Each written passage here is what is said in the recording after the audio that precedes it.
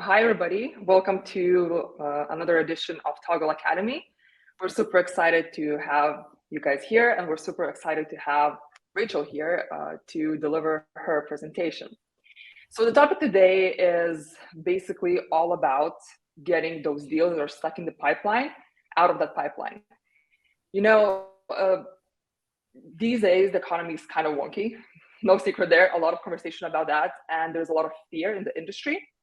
And what we see is that, decision making is dragging out, and decisions are not being made, and the deals are there, but they're not moving either back or forth. And that can be addressed, that can be adjusted, and there could be things to do about it. So that's why we have Rachel Jacobs here today to talk about it. Rachel is an agency coach, and she's always focusing on operations, profitability, and just basically getting that business going. So I'll give a minute to Rachel to introduce herself and talk a little bit about today's topic and what she's seeing in the industry. Thanks, Amelia. Yeah, for those who don't know me that are watching, I'm the leading expert in the industry when it comes to e-commerce agencies. And right now we're at a weird stage where a lot of agencies come to me and say, I desperately need help with building sales channels because I need to get business in. And the reality is when it comes to building sales channels or closing business fast, you either bring in shit clients or the wrong deal, the price isn't right. So there's no quick and fast way to do it. There may be some quick wins or low hanging fruit with your current clients, but not when it comes necessarily to building sales channels. And for me, typically what I do when an agency comes to me with that problem, the first thing I do is look at their pipeline, like what's in the pipeline, what's available, what's there to close. I had this very conversation with somebody yesterday that had a nearly 100K gap in their sales funnel or their sales targets. And I just basically went through everything in their pipeline and I said, okay, there's money on this, there's money on this. Okay, you need to focus on closing those 6 or 7 clients and what are their problems. So that's really what I want to go through today. I just want to do a sort of a 10,000 or 100,000 foot view on closing deals, follow-up process, handling objections, and just that it's called the final mile of sales. So just getting those clients over the hump and some of the important do's and don'ts. So that's what I'm hoping to share today. Perfect. I'm excited. I'm pretty sure people watching are excited as well. Just a little reminder before we get started. So this session will take around 30 minutes. That's how long Rachel would take to do her presentation. And after that, we will open the floor for any questions, discussions. So feel free to shoot your questions in the comments window anytime you feel like it. And we're either going to reply by typing or address the question later when the presentation is done. And the recording and the webinar will be recorded, and the recording will be sent out to all attendees via email. So don't stress it if your connection is choppy or if you want to rewatch it later or whatever, or want to share it with a friend. So, okay. So I'm jumping off and giving the floor to Rachel, and let's see what she's got ready for us today. Perfect. Thanks, Amelia. So we're talking about closing deals from pipeline to invoice. A little bit about me. Like I already said, I'm the leading expert when it comes to e-commerce agencies. I was COO of one of the top 3 Shopify Plus agencies in London for a few years. And since then, I've built a couple of businesses specifically around e-commerce agencies, building community around e-commerce agencies, and then working directly either as a fractional COO or non-executive ops director. And I've consulted with over 1,000 agencies over the last 4 years, worked with about 150 on different capacity. And really my goal ultimately is to get business owners or agency owners out of the day-to-day so they can either focus on other things or be a visionary or ultimately sell their business. And the majority of the agencies I work with, it's in the latter half that they're looking to sell a business in the next few years. So that involves processes, systems, hiring the right team, profitability, efficiency, making difficult decisions. And ultimately, it's about looking at that bottom line and how much value can you get out of the business that you've poured your mind, body, soul, blood, sweat, and tears into. So first thing I want to start off with is don't be Dave. I'm going to tell a quick story, and I've told this story to a number of agencies that I work with, and it always goes down really well. There's a TV show, I believe, on the History Channel called Alone. It's one of my favorite TV shows. I'm not a reality TV person. Kardashians, I've never watched in my life, but anything when it comes to survival, I absolutely love it. And Alone is one of my absolute favorites. And you see this picture of a guy literally 2.5 months later, Dave on day 1 and Dave on day 73. And you can see here that there is extreme malnutrition and weight loss that has happened in 2.5 months. And basically the story is Dave is a survivalist. He's an absolute expert, and his area of expertise comes to hunting, and specifically when it comes to fishing. You could literally give him a pen and he would catch a fish with it. He was so good. And it just so happened the part of the island that he was, sorry, there's 10 contestants that get dropped off on Vancouver Island, which has got terrible climate, snow, cold, whatever. And they're all dropped off in different parts of the island. Last person standing wins, so the person who can survive the most. So ultimately it comes down to like shelter and food sources and all that good stuff. He had food source in the bag because they dropped him on a part of the island that had a salmon rush going through it. So he was catching these monster salmons, literally hand over fist. He was catching bucket loads of salmon at a time. So he decided what any good survivalist would do is to build a smoking machine, or well, not really a machine, but basically the fire and like a smoking rack in his shelter. So he had loads and loads and loads of smoked fish, which would basically see him through until as long as he needed to, until he was the last person standing. Unfortunately, what Dave did, which is why he looks like he does on day 73, is he was so focused on catching the fish and preparing the fish and smoking the fish that he wasn't actually eating it. And because he was so malnourished, his mind was playing tricks on him. So then he was saying, okay, well, if half a fish can last me, if I can have half a fish a day, maybe I'll have half a fish every 2 days, every 3 days, every 4 days. And as part of the show, medical team comes in and they make sure that everything's okay and you're not at risk to yourself. And obviously in day 73, he got helicopter medical evacuation out of there and was in hospital for months. It took, I think, 6 months for him to recover. And basically the moral of the story is people, or in agencies, often we get so focused on trying to catch the next fish when we have the food right in front of us and we're not eating. So for me, I think this is a really visual and powerful story about the focus on closing deals that you have right in front of you, looking at the pipeline that you have, instead of being so caught up, especially when things are stressful, being so caught up in going out and looking for more. So that's the story of Dave. So I'm just going to fly through this. I appreciate we've got about 30 minutes and I've got about 20 or 30 slides to get through. So the first things first, when it comes to sales, you have to know your numbers. A lot of agencies that I speak to, and they say, oh, my salesperson's not doing a good job. So I say, okay, let me take a look at what their sales targets are. They're like, oh, we just need to close business. So obviously you're setting them up for failure. So a really important metric to know when it comes to sales is understanding what your close rate is. So typically your close rate is from leads in to leads through the funnel that actually close. So on average, so stage 1, as you can see here, that it's a qualified lead. And typically you're going to get like 4 or 5 leads that are going to drop off. So let's say for every 10, you have 6 left. And then of those 6, you meet with a decision maker, you book a call, and then they want a proposal. So then typically that will drop down to 4. And of those 4, then you would expect 2 of those to close. So once people are qualified and you have a meeting and they want a proposal and you're at that stage, there's usually a 50-50 chance of you closing the deal. So for every 10 leads coming into the funnel, they should be around 20%. If you're not hitting that number and you're 10% or 5%, it means that you have an issue typically in stage 1, that your leads are not qualified and you're not targeting the people that you're going after properly. And that's pretty indicative of an agency that's getting started and you're working with anybody and everybody that wants to use your services. As you become more experienced as an agency, you will start to hone in your areas of expertise, your key platforms and technologies that you're working with, and your ideal client personas. Typically, you would have a few that you're working on. So close rate is super important. If you haven't already figured that out, I would suggest you do that. If your number, this stage 3 number, is significantly higher than 20%, but let's say it's 50%, you're not charging enough money. If your number is significantly lower than that, then the quality of leads is shit and you need to focus on that. If you have any questions, you can follow up after and I can give you some do's and don'ts with figuring out that. The next thing that's super important to know is actually hitting your sales target. So I have an example here of an agency that has a $1.5 million sales target. So that works out at about $375K a quarter.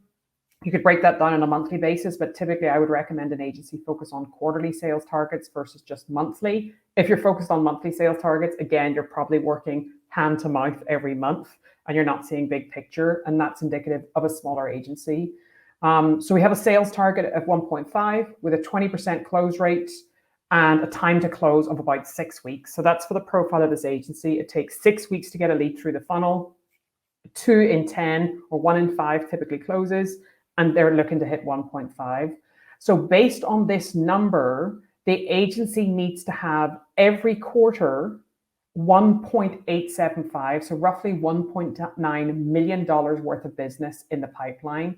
That's a simple formula, because if 375 is 20%, then 100% is 1.9. And they need to be selling 2 months in advance to accommodate for the 6-week close time. So it's really important for you to go through and look at your leads and say, okay, well, our project work usually takes about 6 to 8 weeks to get through the funnel. The support and retainery work usually takes about 4 weeks to get through the funnel. Again, I said calculate per channel. So I would suggest that you take this formula and figure that out internally. And then when it comes to the main type of leads, you typically have two profiles of people that you're speaking to. First profile, which is the ideal one, is the decision makers. And the second one, which is less ideal, is the non-decision makers.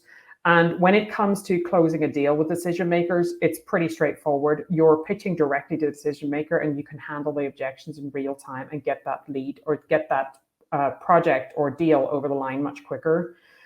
When it comes to this non-decision makers, especially when you're working with bigger clients, it's quite often you're going to be working, for example, with an e-com manager or something like that, or an IT manager, and they're not the person that's making the decision, but they're feeding it up the chain. And ultimately with them, your sales process and approach to closing a deal needs to be a wee bit different. Instead of focus on getting that deal over the line and shutting it down, you really need to be focused on turning that person, that point of contact, into a champion, so they can champion you to the rest of the people in the company. Ideally, when it comes to closing deals, I always recommend with agencies, when you get to the proposal stage, you speak to your point of contact in the company and say, okay, so who's involved in making these decisions? Oh, your manager, blah, blah. Okay, to make things easier for you, let's get them all on the call. So it means that any questions they have, I can answer it directly, rather than you getting bombarded with a lot of admin. Again, that's a nice way to turn somebody into a champion, because you're trying to safeguard their time. And a really important thing, this is a little bit of sales psychology. When it comes to closing deals, there are two parts of your brain. One part of your brain, this is not the most beautiful picture, but it does the job. One part of the brain is the educational mind, and the other part of the brain is the decision-making mind. Unfortunately, because of the way the brain works, when you're in education mode, decision-making is harder, and when you're decision-making mode, it makes it really much harder to absorb information. So you need to remember, when you are trying to close a deal, don't push the client into education mode for too long, where it makes it harder for them to make a decision. So for example, if you're running through a proposal and going through a scope of work, the longer they're in education mode, where they're a sponge and they're absorbing all of this wonderful information and all of these recommendations you're giving them, the harder it is for them to switch gear and then make a decision. So what I would typically recommend is that you education mode and then go into decision-making mode, education mode into decision-making mode. So here's a look at one recommendation. What do you think about that? So you keep switching gears so they never stay in that lane for too long. And of course, this is why closers get the big bucks, because at the end of the day, they're focused on money. They're focused on getting deals over the line. They're less focused on like the nuts and bolts and how you actually deliver it in most cases. They just want to get that deal closed and get that signed off and get the contract out. So now I want to focus on 2 of 3 things that we're going to focus on today. The first bit was the psychology and the general admin when it comes to setting yourself up for a sale. And I want to focus specifically on handling objections and the follow-up process, because for most agencies, those are typically where most of the issues are in the sales process.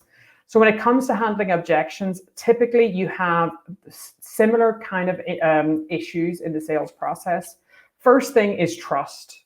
A lot of people, when you feel like you're being sold to, a lot of people have their defenses up. And if you haven't gone to the effort and the trouble of actually building trust with the person that you're speaking to or trying to sell to, it will feel very transactional. And for a lot of people, that's just not the way most people like to do the business.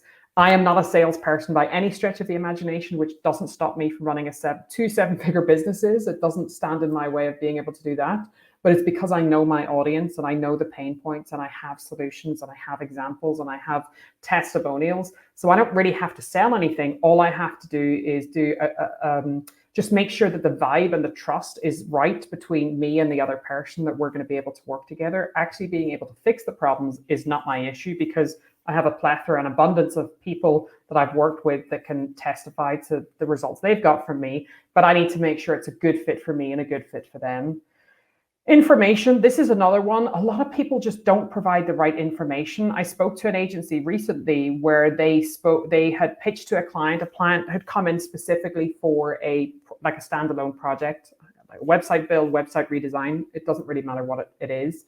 And the way this agency operates, which is super great, and I'm a massive fan of this, is more of a retainer model approach. So even if you come in for a website build, it basically, the pricing is split out on an ongoing basis because they position themselves essentially as a strategic partner for brands. Unfortunately, with this client, they had one thing in mind and all of the other agencies had presented them that. And this agency, which was likely the better fit for them in terms of a vibe check, had presented them a totally different approach to what they were asking for.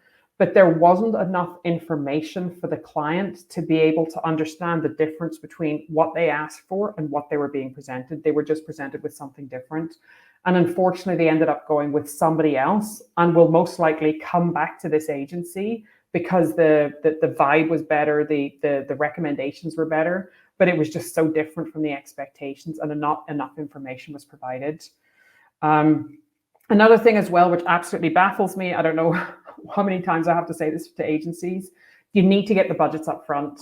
Not getting a budget up front is absolute madness. It's like me going to, when I was looking for a house last year, if I went to a house or I said to the real estate guy, look, I'm looking for a couple of properties. And he's like, okay, fine. And this happened in one occasion. And he brought me to a beautiful penthouse apartment overlooking the beach. And I was like, oh my God, I'm in heaven.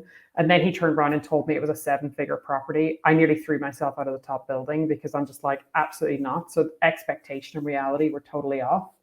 And that's a quick way to lose a deal. If you don't set the expectations with the client up front about, okay, this is your budget, this is what we can do within your budget, this is what's going to cost based on your requirements, you are going to lose that deal more often than not. It's very difficult to upsell when you don't have some sort of pricing anchor that's aligned with their expectations. And the three other ones is timeline, making sure that your solution fits within their timeline and making sure that their requirements are realistic based on the timeline they give you. And unfortunately, in a lot of cases, timeline, budget, and expectations are not aligned. It's called the iron triangle. And they can't expect to have low budget, top class expectations, and a super short timeline. Those three things just do not go together. And typically a client will have to pick one. You should never sacrifice on the expertise. And if they want it done in a short time frame, they're going to pay more. If they have more of a time frame, then maybe you can bring the cost down a little bit more. But it's your job as a salesperson to make sure the three things are aligned. And then the final two are sign off, making sure that you have sign off and you have the right people on the meeting as best as possible so you can get things closed. And a very final one is nervous. The amount of agencies that I speak to that lost a deal, or they have sales calls with prospects that have been burnt. They've had shitty freelancers, shitty agencies, amateurs, offshore teams, and they've had a really bad experience. And by the time that they get to you, they have all of these proverbial scars on their business back, and they come to you and expecting the moon and the stars. It's just like getting into a relationship with somebody who's been cheated on 6 times in their last 6 relationships. And by the time they get to you, they're expecting it to happen. So you have to make sure that you reassure those clients in advance and ask the right questions in the sales process to identify that client, because closing that deal is going to come down to being able to reassure them that you're not going to make the same mistakes that the other people did. And then, like I said, objections in sales often happens due to bad experiences. A good salesperson is very focused on identifying early on in the qualification stage Have you worked with another agency? Have you worked with freelancers before? What experiences have you had, good and bad? What would you like to avoid in the future? What's going to be a good decision-making process for you, and what's going to make you run for the hills? Those sort of questions are essential when it comes to the handling objections, following up, and closing a deal. So for me, just a little bit of advice. You can take a screen share, or maybe these slides will be available after. 3 simple questions. What information do you want me to send? When do you want me to send that information? And why do you need any additional information? Really getting to the root of why they're asking for specific bits will help you identify, okay, there's an issue here, there's a concern here, or maybe their decision-making process comes down to this specific thing and I'm not sure that I addressed it properly. So in my follow-up process, I'll make sure that I cover that. And there's a little bit of information here that you can go through in your own time, but this basically talks through the 6 or 8 different things that I mentioned before about building trust and providing the right information and making sure your timeline and budget are confirmed. And now the second half of the presentation is objections and dealing with common objections. One thing that I would really encourage people to look at is don't be afraid of awkward silences. When it comes to sales, sometimes less is more. The more time that you try and fill the room, and I often see this with a lot of salespeople. I listen to a lot of sales calls from the agencies that are in my private mastermind that I run.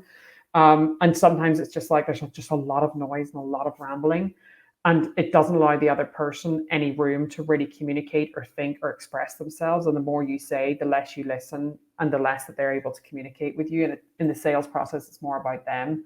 So here's a couple of examples. And again, you can screenshot this or you can get the slides afterwards, whatever is easier. But a couple of common objections that I hear from my agencies and that I had when I was, running helping to run an agency.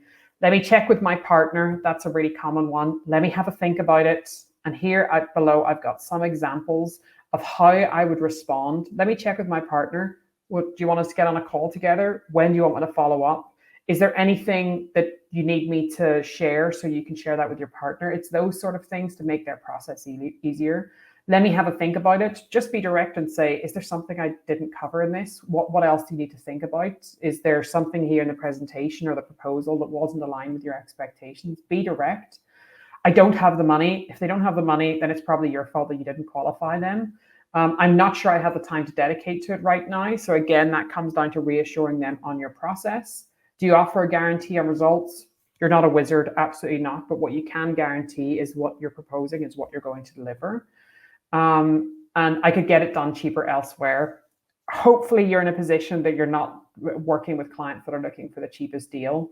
So again, that just comes down to probably poor qualification, but if looking just for the cheapest price at this stage, I mean, they shouldn't have even got through to the proposal stage. But for me, I would be very direct and say, if your decision-making process comes down exclusively to price, we probably almost certainly will not be the cheapest person. So if it's a budget-related thing, then maybe we're not the right fit. But if you're looking for value for money and you're looking for long-term impact, then that's where we shine. So again, as I said, managing expectations, super important. So when you're in the proposal stage and you're looking to close that deal, be very clear about what the project timelines are, be super clear about what the budget is, and where possible, provide different pricing options. So here's a good, better, best. This is within your budget. This is a little bit more based on your requirements. And these are all the bells and whistles based on all of your hopes and dreams. Agree the payment terms and the method of payments. Map out what the next steps are and make sure you follow that up in an email. Another thing that I would just throw in there is these proposals, I mean, it kind of goes without saying, but these proposals absolutely need to be presented on a video call or in person where possible, but on a Zoom call or a Hangout. You shouldn't be emailing these over to clients. You shouldn't even email it over to clients before you've had a chance to go through it, because they're just going to go straight to the number. So make sure that their next steps are super clear. Where possible, give them some kind of incentive to close by X date. It doesn't necessarily need to be a financial incentive. What some of my agencies do is they say, my next, like for example, my onboarding slot for new project work or new clients is every other Wednesday or every other Tuesday.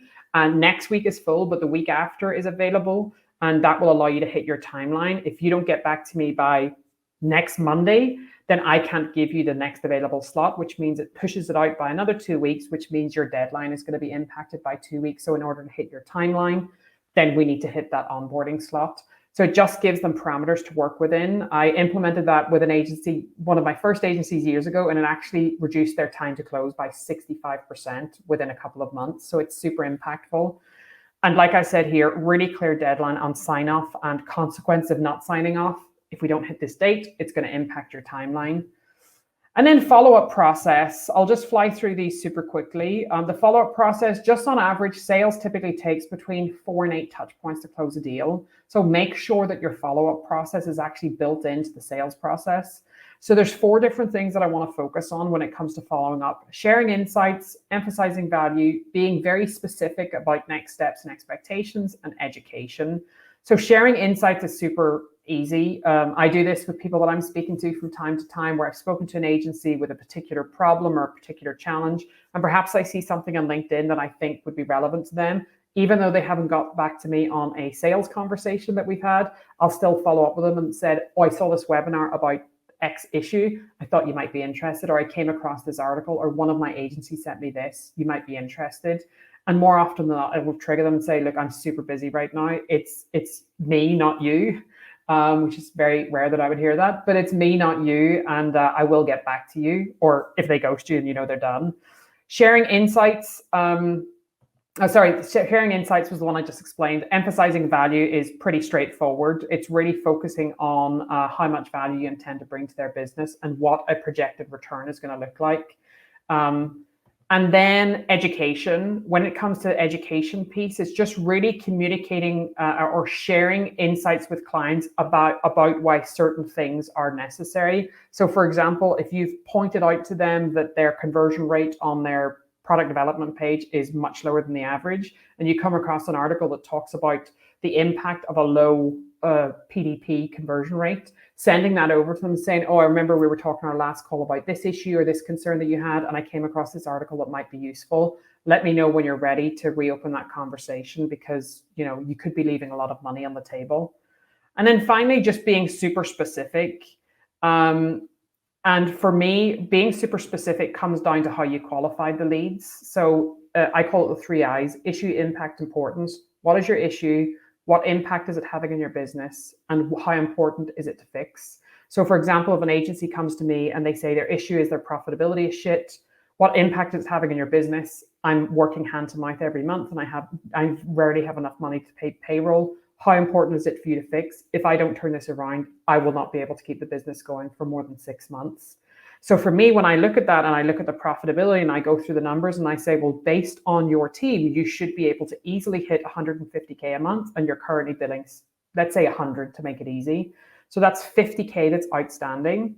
So if I say 50K over the space of a year, that's what, 600K? So you have a $600,000 problem that you're coming to me with to help fix. And I'm asking you in exchange $10,000 or $20,000 to help fix that problem. So 600K for 10 or 20K.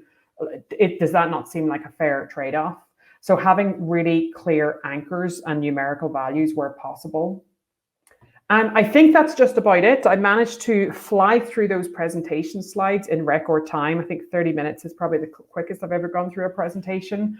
But if there's any questions, and here's a little slide if anybody doesn't know who I am, which would be a surprise. That's a joke. That's not being serious. If anybody doesn't know who I am, I run 2 companies, e-commerce partnerships and e-commerce agency growth. Obviously, e-commerce agency growth is dedicated to agencies. So if you have any questions, you can drop me an email, or if you want the slides, or come through the website, or find me on LinkedIn. So I think that is record time, Amelia. I feel like I did a good job there. You definitely did. So thank you for coming on and sharing your insights. And yeah, as I mentioned, the slide deck will be available to everybody who signed up. We'll send it out via email. So like any slides that Rachel sort of skipped through or didn't go in as deep, you'll be able to see those and read them. And obviously contact Rachel if you have any further questions. And yeah, we're waiting for questions if you have any. And while we do that, I actually have a couple of questions myself for Rachel. So something that I picked up from the presentation and from like, I guess like my experience dealing with agencies and agencies clients, you talked about qualifying leads. And something you mentioned was like, getting that budget upfront and making sure that like, it's solid enough. But what I see happen sometimes is like, a client will come into an agency and they will say like, I don't know, we want X done. Like, we don't really know for sure, but like, this is what we kind of want. What do you think the budget, is going to be like? What kind of budget do you think is needed? So they try to flip that question onto the agency and like, for the agency to come in with like some sort of like a estimate or like the lowest possible number. So what do you reckon agencies should do about that? Or this kind of question already kind of signals that maybe the lead isn't what it should be? Yeah, it's a good question. When it comes to qualifying leads, I take a 4-step approach. I call it BANT: budget, authority, need, and time. So if you're getting on a sales call, you need to understand what is their budget. Are you speaking to an authority? Do they have authority in the decision-making process? What is their decision-making process? What are their requirements and what is their time? And then it's the salesperson's obligation to make sure there's aligned. If the prospect or the prospective client genuinely doesn't know their budget, the only option is paid discovery. Like that's the only alternative. If they really seriously do not know what their budget is, it is a paid discovery. That's the only thing that you should be recommending. That's probably 1 in 50 brands or clients that come through genuinely don't know their budget. So for most cases, if they say, look, honest to God, I have no idea how much this is going to cost. I have budget there to do it, but I just need you to give me a steer. In that case, I would say, okay, rather than me taking a shot in the dark or this spiraling out of control, I'm going to do a proper exhaustive discovery process to run through all of your requirements, all of the details, all of the expectations. And based on that, I will be able to give you budget options or a budget range that we can work within. And then you decide which one makes sense for you. So that would be the option. More often than not, like I said, you're going to have maybe a couple of people out of 100 that actually don't know budget. But for everyone else, they do know their budget. It's just whoever talks about money first loses. That's what they say. So in those sort of circumstances, a good salesperson will know how to navigate that. So typically what I would say is you start with budget ranges and you work from high to low. So for example, you say to me, look, Rachel, I want to, I don't know, redesign my website or make a new website and I want it to look like Zara. And I say, okay, Amelia, how much money have you got to spend? Oh, I've got no idea. Okay, if I tell you it's going to be 250K, how do you feel about that budget? And then the person faints. Okay, so you have an idea of what your budget might be. So let's see what's realistic. Again, back to the point I made earlier about the education piece. If you can educate somebody on why you're asking this question, it makes it easier for them to give you a direct answer. In most occasions, when people are hesitant to give information, it's usually because they've been burnt or there's no trust there. And obviously, if it's a first sales call, you don't have time to build trust necessarily. So for me to say, it doesn't matter what your budget is, I do not want to propose something to you that's totally outside of your expectations, because that's a waste of both of our time. So if you have a 50K budget and I present you something for 250K, it's a waste of time for anybody to even continue the discussion further. It's a waste of your time for your business. The only reason I want to know your budget is because I propose something that makes sense for you and your business. So if you can give me a rough range, so start up and move down. And typically when you communicate it like that, a client will say, okay, well, I'm probably somewhere between 30 and 50, 50 being the absolute max, if it makes sense, 30 being where I want to stay within, or, okay, I have a 30K budget. So again, it comes down to education piece and trying to build trust, because typically the reason the person doesn't want to give you the budget is they think that you're just going to charge them as much as possible. Like you're going to charge them the full amount when maybe it could have cost less. Yeah, makes absolute sense. Great response. Thank you. We have a question from Pascal. I'll show it on the screen. And that's a bit more about freelancers. So do you have any tips for freelancers just starting out, trying to establish a solid customer base and starting first connections to businesses? Typically, I don't work with a lot of beginner freelancers because the answer is very straightforward. You just need to do the work. When it comes to being a freelancer, you just need to put the work in. There comes down to a couple of different things.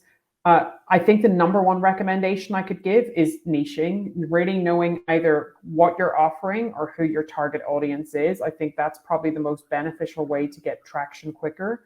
For me and my business, I knew immediately that I wanted to focus exclusively on e-commerce agencies and nothing else. It made it really easy for me to then define, this is my offering, these are the pain points, this is who I'm going after, this is how I'm going to help them. And then the next step then, who is in my immediate circle that I already know that have direct access to my ideal clients that can start making introductions and connections. Once I have those conversations, everything from there is down to me. So I feel like if you're getting started, know who you're targeting, know what you're offering and what their pain points look like, and reach out to your immediate network to try and get connections and have conversations with those people. The more that you can, now I had spent years building a network and building a community of partners around me. So when it came to me pulling the trigger on, finding my ideal clients and having those conversations, I already had people that I had helped find jobs, done references, interviewed, helped them in their career. So they were then reciprocating the favor years later. So again, when it comes to that sort of stuff, it's kind of like a bank. You need to make deposits before you can make a withdrawal. So if you haven't established that network, you probably need to start with building a network and then start building out what you're offering and who you're offering it to. Cool. If you have any follow-up questions, just feel free to put them in the chat. And in the meantime, I do have another back to agencies question. So we spoke quite a bit about moving those deals out of that pipeline, right? So getting them signed. But the thing is not all of the deals have to be signed, or not all of the deals should be signed, right? Because again, we spoke about qualification and some of the deals not being right. So what is sort of your a checklist? How do you make a call that yeah, we actually shouldn't move this deal any further because it's just gonna cost us time, effort, whatever, and not really pay back? Again, I hate to sound super pessimistic, but that answer comes down to having a lot of scars on your back in terms of business. Like your red flag or your gut check or your sense check when it comes to sales, in terms of weeding out the people that are not a good fit for your business, typically comes down to working with a lot of the wrong people. And you learn that along the journey, often the hard way. But for me, I think when, like I said before, that iron triangle, the budget, timeline, and expectations, if they're not aligned, that for me is an immediate red flag. If what they're looking for and what they're willing to pay and how long they're willing to wait for it, if they're not all aligned, then I know that I'm going to have problems. I think that poor communication and disorganization are typically really big red flags. You're just going to have people that are tire kickers. And again, when you're qualifying a prospect that comes through, not being afraid to say, look, brass tacks, what does your decision making come down to? Are you making a decision on the best fit for your business? Who's got the best portfolio? Who's going to be the cheapest option? And understanding what the decision-making process comes down to that for that person. If that person comes back and say, look, bottom line, the cheapest person gets the job, I'm like, okay, I'm out. If you're looking for the cheapest person, then that's totally fine. I respect that, but I'm out of here. In most cases, I think when it comes to sales and qualifying, this is me personally, this is how I feel about business. It is a gut check. Like for me, it's a vibe check. If you're, from an agency perspective, if you and I are going to get on well, then that's going to be good for my team. But if I'm on a call with somebody who's very superior and arrogant and it's talking down to me, I'm like, do I really want that for my team? The reality of the situation is some businesses are not in a position where they can pick and choose. But as soon as you get into that position, really refining what that ICP looks like and the red flags to look out for, especially when a business owner is handing over sales to a salesperson of the team, will save the agency a hell of a lot of money.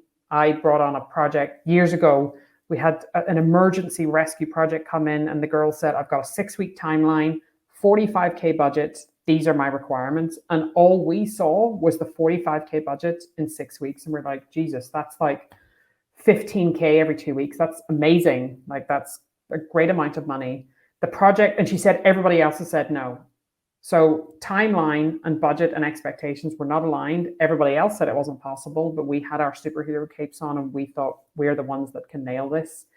We had the project for 4 months It ended up costing the agency 6 figures. And one of the contractors we used on that project, just one contractor, cost us 40,000. So it means that almost the entire budget that she had paid us for that 6-week project went to one person plus everybody else. So we ended up losing 60, 70, 80,000 on that project. And again, it was a really sore learning lesson, but we were in a situation where it was like, well, we need that money, pay the money right now and we'll do the project. She said, no problem. And there was red flags all over it, but we were so busy looking at the number that we didn't see the warning signs. Okay, well, tough story for reals. We have another question from Andrew.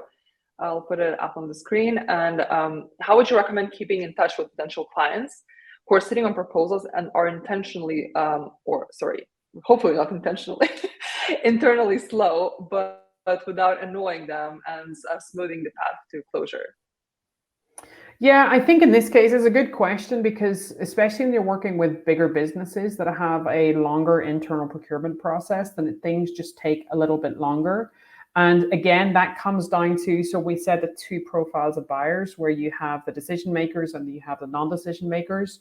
Ultimately, what you want to focus on is making sure that you turn that point of contact in the company, the non-decision maker potentially, into a champion or into your champion.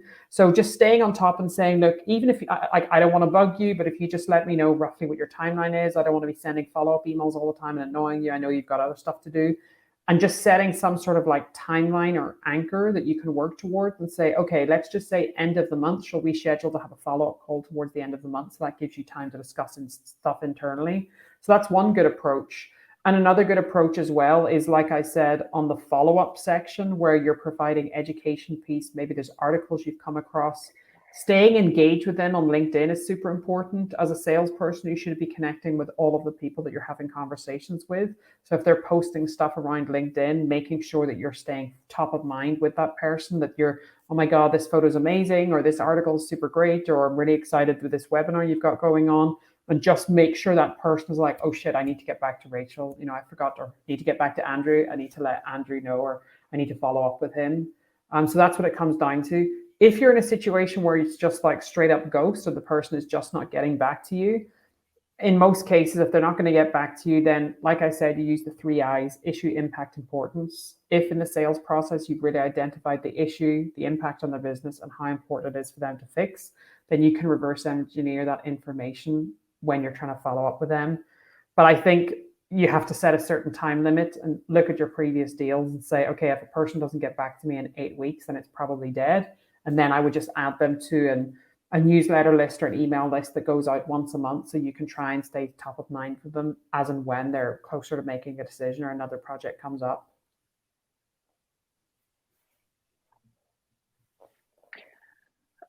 Great. I think that's it for now. If there's any other questions, again, feel free to pop them in. I do have sort of like a final question, which is like the actionable one, you know? So like say like a agency founder is watching this, like, you know, this webinar, and they're like, okay, like, you know, from tomorrow, I need to do something because I bet we have something stuck in the pipeline. So what's the sort of first step or like first 2 steps? Like what should he do tomorrow morning or like, you know, throughout the day? Yeah, I think for me, it's to just basically go through however you're managing your sales. So maybe you're using a HubSpot deals board, or maybe using Pipedrive or something like that. Or maybe a spreadsheet or Airtable. It doesn't really matter. So go through wherever all of your deals are being captured and basically rank them in order of how much value they are and what the interest looks like. So if you have people that are super interested and it feels like it's pretty hot, then making sure that those ones are your top priority. For me, if there are ones in there that feel like they're pretty hot and they just really need to be pushed over the line, it's just getting back to them and saying, look, what do you need from me in order to, you know, make this decision easier? Like, what is it that I can do to help you get things over the line your end? Offering to jump on calls with people, sure, you can do that. People are busy. We're on calls all day long now because most people are working from home. So maybe that's not going to be as appreciated now as it was before. But generally speaking, it's just clean your lists, get rid of all the dead shit, find somewhere to put all of those old leads that you can continue to keep them kind of lukewarm in a newsletter email list. And the ones that are really important and super valuable, for me, it's just like, what was their initial timeline they've agreed? I would organize it probably in terms of that. The closer the timeline, the more important it is for me to close that out. And then if you're not sure, I have a template somewhere that I can dig out for anybody who needs it. It's called a close the loop email. And for typically when I have something that's in the pipeline for too long, I will send a close the loop email, and that will just say, listen, haven't heard back from you in a while. Can you just let me know that if you're not interested in moving forward, and that's totally fine. I don't want to bug you anymore. I don't want to be chasing you or filling up your inbox. I assume that you're super busy. So if that's the case, just drop me a quick email and say, look, not right now, and I'll just close this out. And if I don't hear back from you, I'll assume that it's closed. And as far as I'm concerned, I've done everything I can on my end. There's another thing that I use as well that is pretty effective. If I've spoken to somebody about starting on a particular date or joining, for example, my mastermind group, and I'll say to them, look, I have 3 or 4 seats that are remaining. I've had provisionally your name on one of them. If you don't want the seat, let me know so I can give it up to somebody else. And typically people are pretty courteous and they'll say, actually, just give it to somebody else because my timing is off right now. So strategies like that can work really well, but just clean your list and focus on the ones that there's actually food there to eat, and the rest, it's just bones, just throw it to the side. Cool. Super actionable, super simple, super straightforward. And I think we can call it a wrap.